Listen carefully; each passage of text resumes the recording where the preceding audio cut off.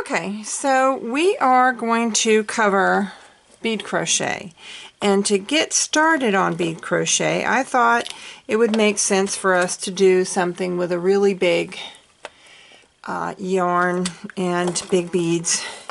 So with bead crochet, the very important part is how you're going to get the beads onto the cording.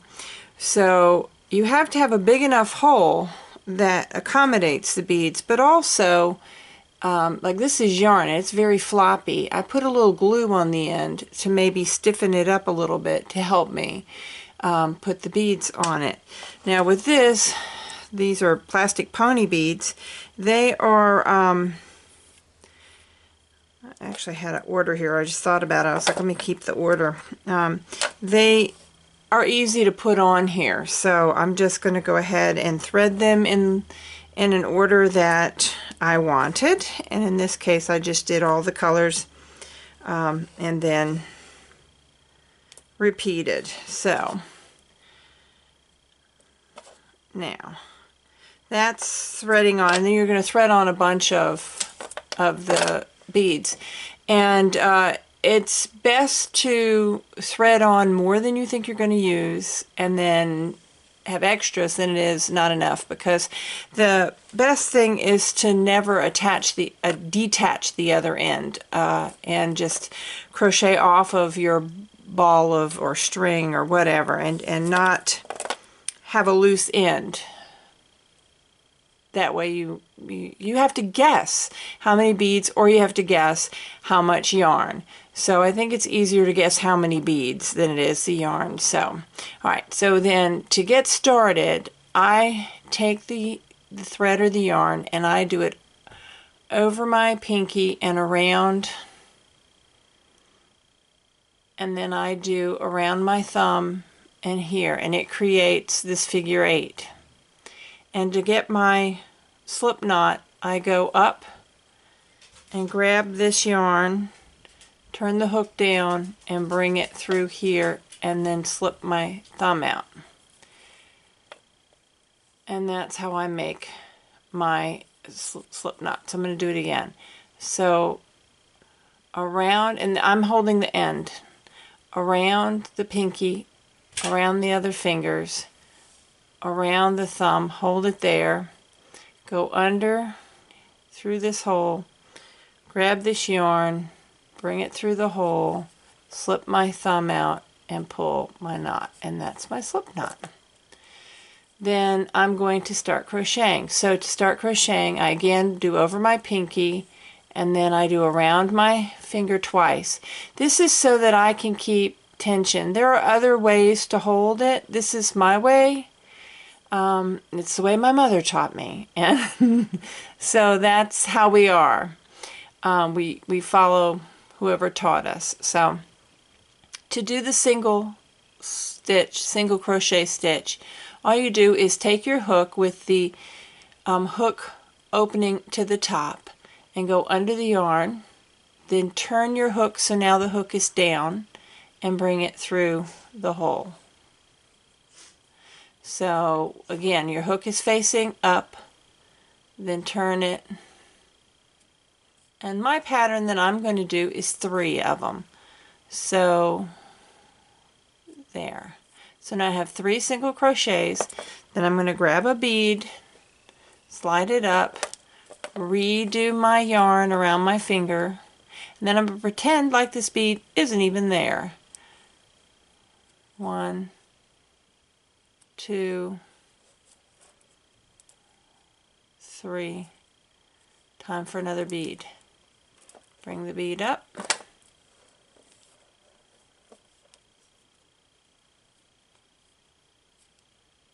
One, 2.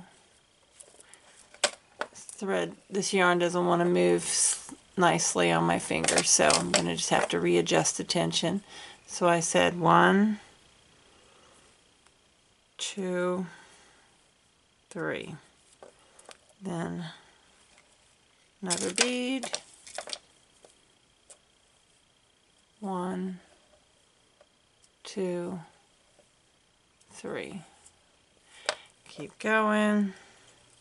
Another bead. 1, 2, 3. Another bead. 1, 2, 3.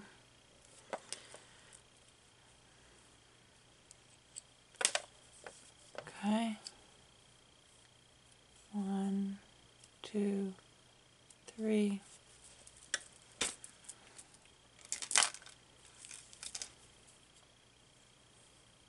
One, 2, 3. And it's making this. So let's pretend that this is where we want to end it. Let's say that we've made our entire length of necklace the way we want, and now we want to end it. So we're going to need a button on this end, and I didn't think ahead to get a button. So let me see if I can find a button really quick. Hallelujah, I happen to have some buttons here. Okay, so then on this end, the end that we just started, you can just tie your button on. And I'm just going to tie a knot.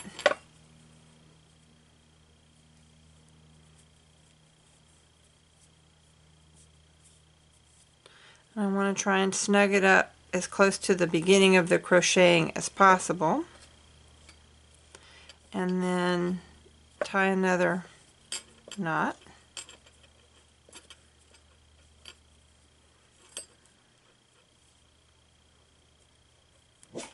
Okay. That's my new dog Winnie. Woo woo. And then to make it a little more fun for the ending, now here's my giant bag of pony beads that I bought so I could show you this in a bigger version. So to make it kind of fun, you can put a bead on here and have your dangle be this guy. And just tie it, and then you can cut it. And then on your version at home, you're going to put a little drop of glue on that knot right here, and you'll put a little drop of glue on that knot right here, and that'll help keep that. Now on the other end, you need a buttonhole for the button. So you're going to just single crochet until you have a big enough loop that you can double it over and it can accommodate your button. So I'm going to say that is beautiful for accommodating my button, and then where I was holding it, because I counted 3 up from the bead, I'm going to push it through one of these single crochets, and then I'm going to cut this. So I've pushed through, and I'm going to take that end through that hole and through that. Okay, then you're going to have to tie it. Okay, you're going to have to tie it or sew it in or something. You have to, that end is not going to stay very well. So then you can, if you want to, again, make a fun little dangle. Let's try that. Another pony bead.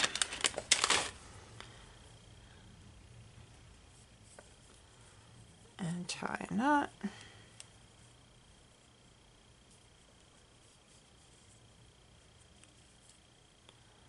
Another knot. Okay. And then, oops, hello, and then cut. And then you can put your button in your buttonhole. And here is a tiny little bracelet. Okay, so that is it in giant yarn. Now what does it look like in different kinds of yarn? Or string, I should say. So the other one, I put this on. This is a cording. It's Eslon or some. Anyway, you'll see it in beading shops, and it's different cording. And I happen to have this brown one that I like. I like the purple one, but then I couldn't find any beads that I wanted to use that fit. So again, it's all about that this is a little stiff, so you can thread beads on it. But you might have to put a little glue on the end so the fraying doesn't stop it from going through the holes. And so you just have to make sure that you have a bead that has a big enough hole to accommodate. You have to be able to see the hole too. It's black, it's hard to see the hole. And just basically thread them on like the best way that you can. Okay. This I would have to start gluing that in because it's starting to fray really bad. But again, so now this time you always pick a crochet hook that fits your thread. And how it fits your thread is that it's big enough to easily grab it, but not huge. Because, okay, so like for instance, this is a tinier hook. And it's going to be harder for me to grab. I think that's too small. So I tried this one. I thought, yeah, that's a good one. And then if we tried this would be just way too big for this tiny yarn. It would grab it, but it would make giant loops. And we want our loops to be small. So, okay, we're going to again do the slip knot. It's harder to get your thumb out. This is stiffer. So now we have my slip knot. Now get some. Do this. Okay, so here we go again. This is much smaller though. So we're concentrating on keeping this loop small. 1, 2, 3. Bead. Whoosh.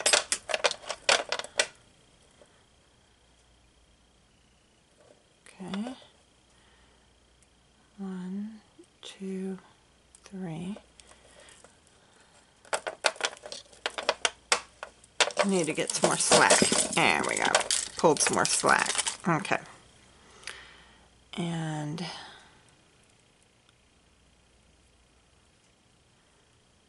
1, 2, 3. Get a bead.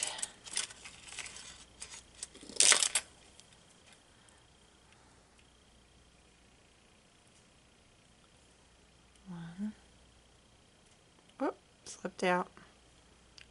2, 3. It's a stiff yarn, so or cording, so it's hard for me to grab it and keep control of it. So 2, 3, and you can see now that it's a finer, much finer look, obviously, than the big yarn. Right? For scale you can see. And you're going to continue on doing that. So I'll do that a couple more times and then we'll go on to a different one. Now I'm doing 3 in between. You can do any number of stitches in between. I'm doing also really boring alternating the beads. Crystal bead, crystal bead. You can do all kinds of fun patterns. You do not have to just do what I'm doing. You are able to have fun with this. So 1, 2, 3, and that's that look. And the beads are substantial enough that they're making this cording hang pretty straight. Alright, so let's try the next thing. Alright, so the next thing down would be, we talked about this in class a little bit. We talked about this silk cord that actually comes with a needle attached. I don't know if you can see this, but it's like a wire needle, and it's part of the thread. It's somehow just woven into it. And so it makes sliding on your beads super easy. So with this, then you would, after you're done putting on your beads, and of course you can use teeny tiny ones now because you've got that little needle. You could put your freshwater pearls on it. That's what this is actually mostly for. Silk cording is for stringing pearls for the most part. But you can do anything you want to on them. I'm just saying that's what people use it for. So I'm going to go ahead then and start crocheting. We're going to, again, we want our slip knot. So here's my slip knot. And since we have such pretty silk cord, I want to make it the finest, smallest stitches that I can. So I'm just going to pay really close attention to doing that. 1, 2, 3. And then I'm going to bring my next bead.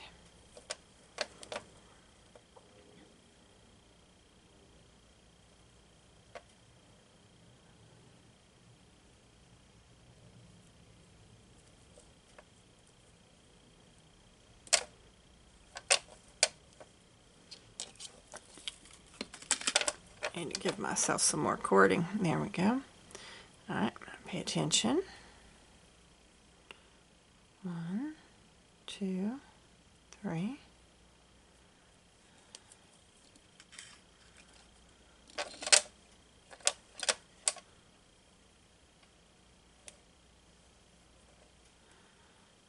One, 2, 3. So this cord is really a beautiful cord. It's silk thread, and it makes beautiful crochet. And when you're done, it's going to be very delicate and very nice. So this is probably what some of your necklaces that you were looking at, they're probably using this silk thread. And this is a size 4, which is a nice size. And you just have to practice your crocheting so that you have nice little even stitches. And you can just continue on until you have it as long as you want it, or until you run out of thread. And that's how that looks.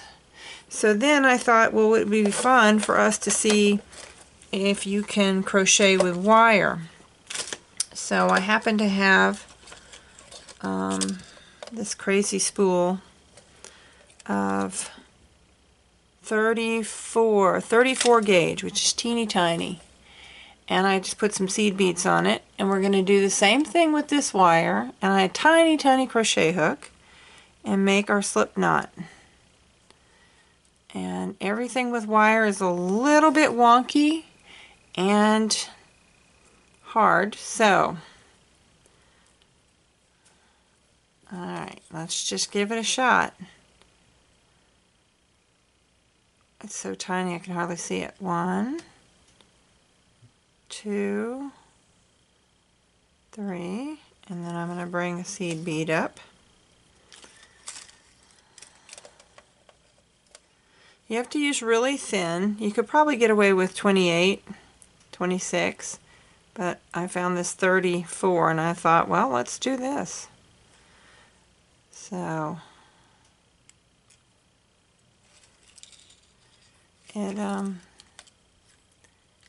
it works. It has a distinct look. It's fun when you do multiple strands of this together. And it looks kind of lacy and neat. So you shouldn't try to do it with anything thicker than a 26 gauge. It probably won't work for you because the wire won't be as bendy, and so you'll end up having kinks in it instead of nice loops. So here is wire crochet, and it's actually really beautiful. It's really pretty, I have to say.